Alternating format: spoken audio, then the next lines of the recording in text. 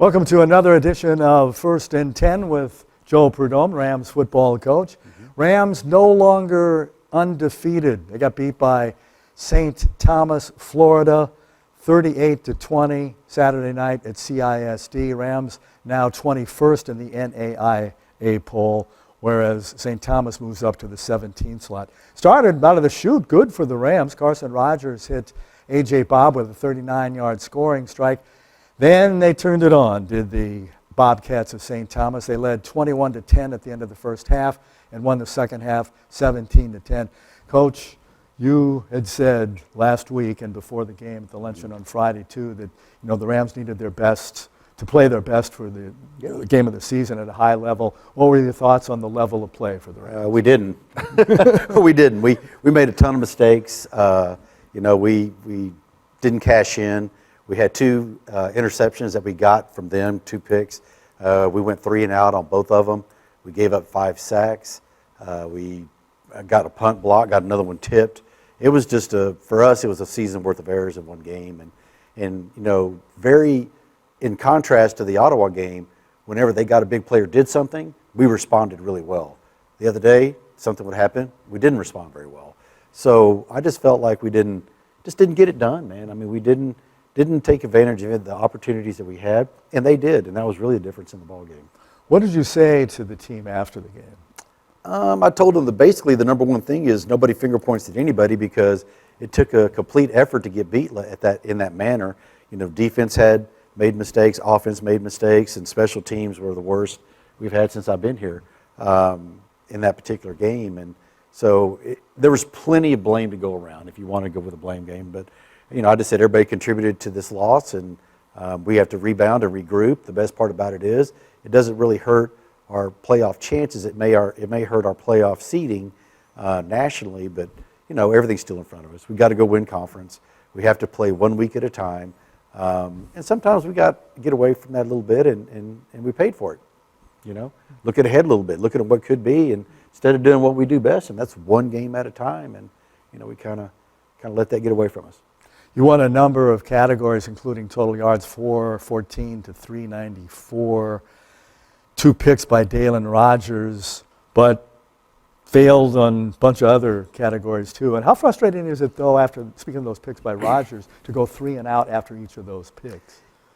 It's bad. I mean, it's extremely frustrating because you pride yourself on getting the takeaways, but you got to cash in on the takeaways. Otherwise, you just got a few extra plays out of it. It's been a point of emphasis to cash in on the turnovers or the takeaways, also in the red zone. And those are 2 areas that we have to get better on offense, and we're just not where we need to be offensively there. So it's been a point of emphasis for 3 weeks now. We just got to get better there. And so we're doing some things in practice a little differently that I think will hopefully translate into getting points in the red zone and after turnovers. And, we won we won a ton of categories. We just didn't win the one that mattered. And we didn't win the mistake-free part, and the explosive big plays. They really checkmarked that box. So they came in, ready to play, and executed at a high level. My hat's off to them. How good was their offensive line and that Rontavious Farmer All-American first team last year? He was good. They were really, really good. But I would say that we had missed assignments and missed tackles. So, when you have 2 guys running the same gap and then he makes a break. And they had other running backs that were contributing that were really good. I mean, it wasn't just him, but he is as advertised, and their O-line is so experienced and works so well together. And we just didn't take advantage of some opportunities, and we missed some tackles.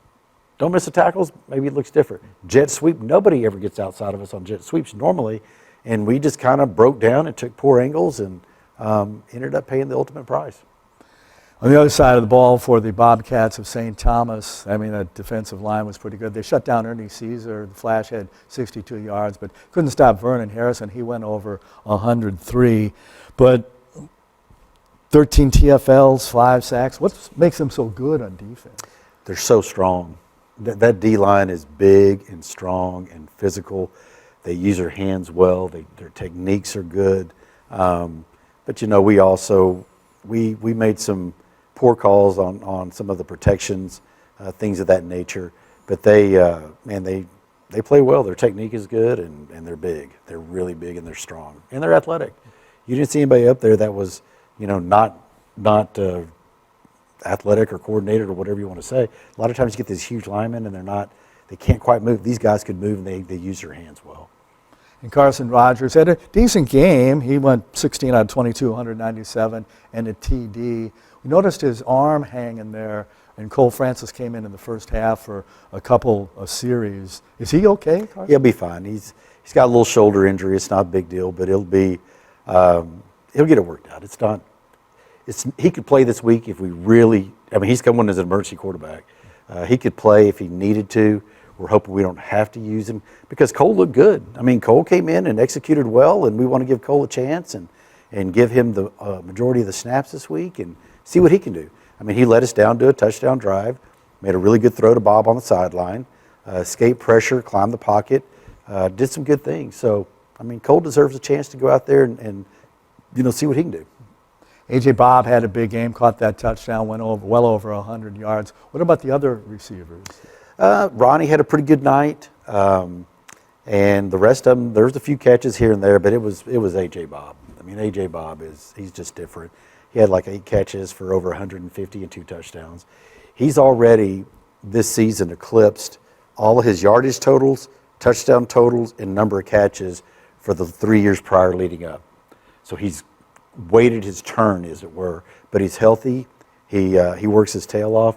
When you get in the weight room and do the things he does, he's always there. He never misses for anything. And you can see it translating on the field that, he's just getting stronger and more confident and growing up before our very eyes. And he's bailed us out of some situations. I mean, let's face it, he's the real deal. He is a great receiver, great athlete, and he never says a word. They love to trash talk him, but he just kind of keeps playing. He doesn't say anything, just keeps playing. So he's been awesome to watch. And the catch he made on our sideline right in front of me, I don't know how he made it. I don't have any idea. I mean, he reached around the other side of the DB, who was, really a personal, is a pass interference. But he just got him all tangled up. He just pulls the ball around and away from it and stays in bounds somehow. And he's like this high off the ground, and he's completely parallel to the ground. I don't know how he does it. A.J. Bob, number 6, classy guy, and that was right below us being Jared Jones and myself on the Antler Sports Network as we were calling the game at beautiful CISD multipurpose stadium in Crowley. And yeah, we were coming out of the booth almost, and the booth doesn't open. That's probably a good thing. Crack the windows. Probably a good thing for you because it was a crazy catch. Yeah, but that's Bob. He does it all the time. He does it in practice, and it's funny because other receivers will try to do the one-hand catches and all that, and you'll hear the other receivers, "Hey, don't do that. You're not him. Don't try that. You're not him." And they're talking about Bob, right, which is great. That's the level of respect he commands on our sideline. So, yeah, staying in the wide receiver room, probably not too much of a window for Christopher Doyle and T.J. Curtis, but how are they looking? They're coming on. TJ's we're waiting on that breakout game because TJ looks so great in practice. He's so gifted. He's talented. He's fast. He can do a lot of things. We're just waiting on it to happen. Doyle had a few catches. I was happy with his catches the other night. He's a big target. We're expecting him to kind of break out. Ronnie Schneider had a really good game from the slot. Devontae Samuel's about to get back in the mix. So, that room's going to continue to get better. And we expect to get Jason Price back next week. So, we feel like it's going to be back on its way. What would you say to the team or any groups, any rooms in particular after the big loss? Not really isolated any group, as it were. Basically, the O-line has to really work on the protections, and they got to execute what needs to be executed. Running back, I told Ernie he's got to hit it faster, quit waiting. He's being a little bit overly patient. Other than that, I mean, defense, you know what you got to do. You got to finish the tackles. But special teams has been our focus and will be our focus this week to really get back on track. Because the other two groups, I feel like they're right where they need to be, and special teams have been, but we kind of let our guard down, and when we did, it was, and I tell them, everything you do on special teams is amplified because there's so few plays as compared to offense or defense. So whenever there's a big-time mistake or a big play, it gets either magnified or it's devastating. Either way, there's no in-between as far as that goes. And the thing that was disappointing we had more penalties on special teams than the other two combined. Wow. That's crazy. Yeah, that's nuts. It was actually equal. It was 3 special teams penalties, I think 2 on offense and 1 on defense all night. And that's unacceptable. I mean, it's a lack of concentration. So we'll fix it. We don't have a choice. We got to get that's a strength for us. That's something that we hang our hat on. And the other night, we just did not do it. What can be learned, I guess, psyche-wise after a game like that, big game between 2 top 25 teams, and been looking forward to this one for a long time? What can be learned from a defeat like that? I guess the mental approach for one, and just play the game one at a time. Don't get too high, don't get too low. I think we got too high early, and then we kind of had a little crash, and we needed to get up to where in between the high and the low, just get to a good steady level and just stay there and play there. We didn't do that the other night. I mean, we got too high before the game and a little overhyped probably, and then big drive, a stop, and didn't continue to do the things that made that happen. I would say just being a little more consistent and having more of probably a more business approach, just even kill more than avoid the ups and downs. That would be the main thing. And don't let one big play get to another big play against you. Whenever you make a big play, go ahead and make another one. We just didn't do that. Starting this weekend for the Rams, it's a 2-game road trip. They'll begin in Little Rock on Saturday at 2 p.m. kickoff against Arkansas Baptist, who is 0-2 in the SAC, in the Sooner Athletic Conference, and 0-4 overall. What do they have? They are scary athletic. They are fast. I mean, they've got 3 or 4 guys that are just crazy fast on offense. Their whole defense is fast. They're young. They're a little inexperienced. But, they went into the third quarter only 2 down to OPSU last week. We were down 11.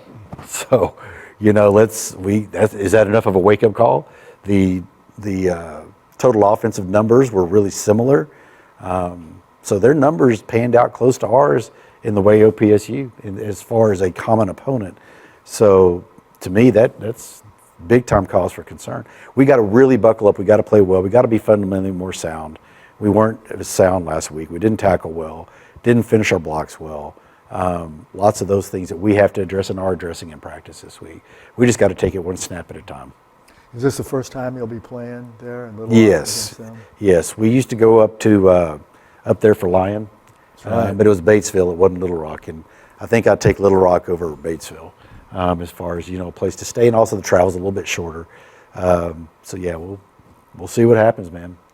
Hopefully it'll be cooler, but I don't think so. Yeah, I don't think it will be either. It's supposed to stay in the low 90s. Get cool at night, but probably be a little warmer in Little Rock. 2:30, 2:30 kickoff. 2:30 kickoff. You can catch that on ramsports.net as Jared Jones and I won't be doing the game on the Antler Sports Network because we don't travel with the team. Anyway, good luck on Saturday, Joe. Get back on the winning track. Appreciate it. That's what we're all about this week. Just get back on track. Rams up. Thank you, Coach Joe and his staff. Thank you to Ricky Dotson and his staff, and to Kenneth Flowers and his staff for production of First and 10. We'll catch you next week. Actually, in a couple of weeks, because next week is the bye, so we won't have a First and 10 next week. So we'll catch you next time in 2 weeks on First and 10. Adios.